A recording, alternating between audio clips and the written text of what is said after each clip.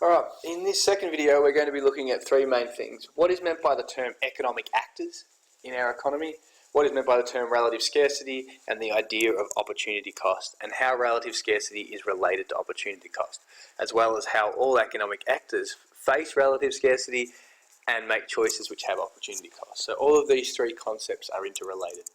When we use the term economic actors, we're talking about any individual, group or organisation that makes decisions on how resources are allocated in our economy to determine what goods and services are produced.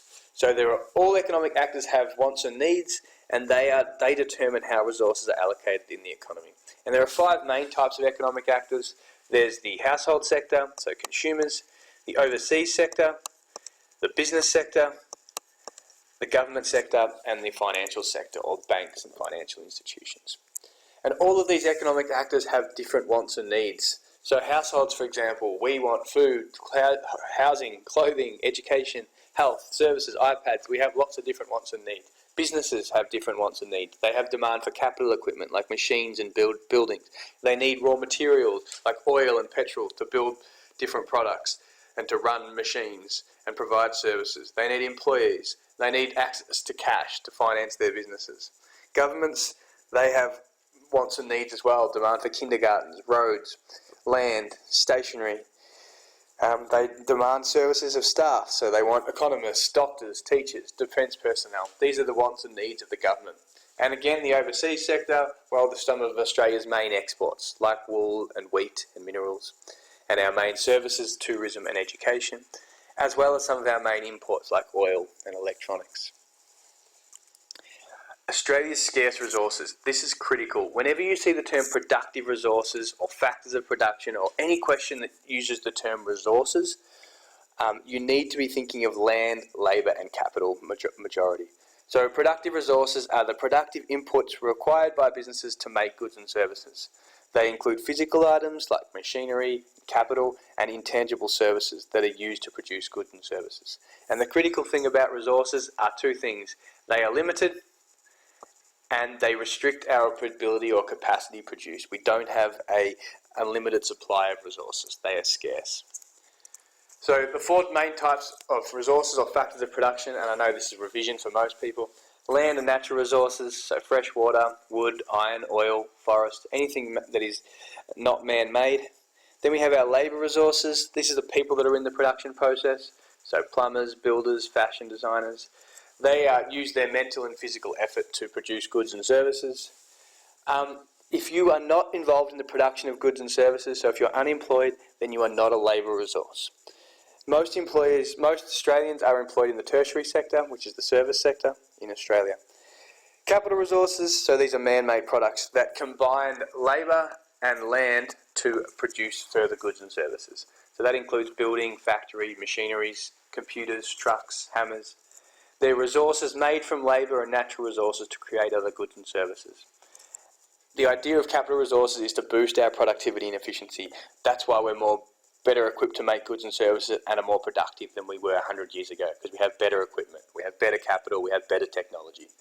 Again, capital resources, if they're not being used in production, they are not a capital resource. So if I have a hammer at home and it's not being used to generate income, it's not being used to create further products, then it is not a capital resource. And then we have our entrepreneurs. They're the owners and risk takers in the production process. So that's management.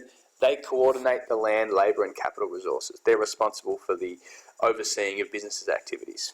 They generate profit and they take a risk. Okay? Owners take a risk that their businesses are going to be successful.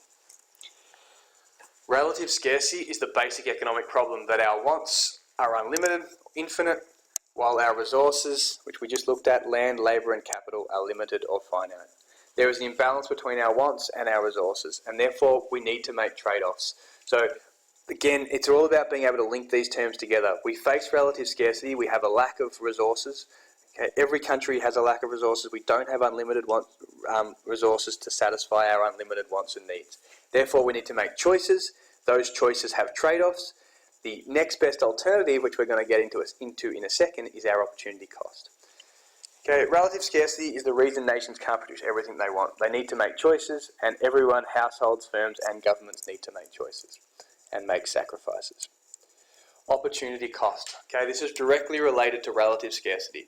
So opportunity cost is the value of the next best alternative that is foregone when resources are used in the production of their next best alternative good or service. Okay, so the next best thing you choose not to do. And that can be in relation to dollars, it can be in relation into time. So for example, if I decide to go home and use an hour to study, my opportunity cost may be that I wanted to go outside and play cricket or play footy in the backyard, or I wanted to watch TV, whatever my next best alternative is. Okay, it's not the dollar cost of, if the government decide to build, the East-West link, it's the opportunity cost is not the $2 billion it costs to build the East-West link. It's what that $2 billion could have gone into. So it could have gone into education, or it could have gone into health. Whatever we value as our next best alternative is our opportunity cost. That is really important. It is not the value of the product. It's not the cost of the product. It is whatever the value of the next best alternative is. It doesn't need to be in dollar terms. Okay, that can be in time.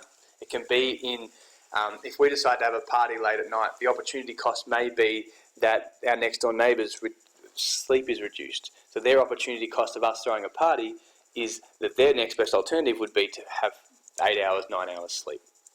When we use all our resources fully and efficiently in production, our decision to produce more of one good or service means we have to give up something else. Okay? If we are using all our resources efficiently as possible, we can't produce more of one good or service without giving up another good or service. And we'll talk about that when we look at the PPF. So what's the opportunity cost of going to university? All right, last question. Explain how relative scarcity is related to the concept of opportunity cost. You've just had a go at this. Now we're going to answer it as a group. So relative scarcity means that our resources are limited relative to the demands placed on them. Okay? This forces economic agents to make decisions about how best to use our resources. So again, that other concept we've discussed in this video. Once decisions are made about how our resources will be used, it involves the sacrifice of an opportunity to use those resources in an alternative way.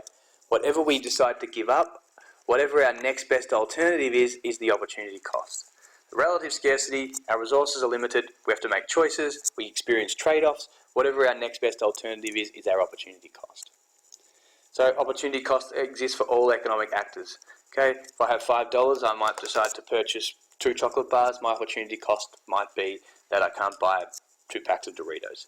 If the government spend money on defence, they may have to give up spending money on education. And that's the end of the second video.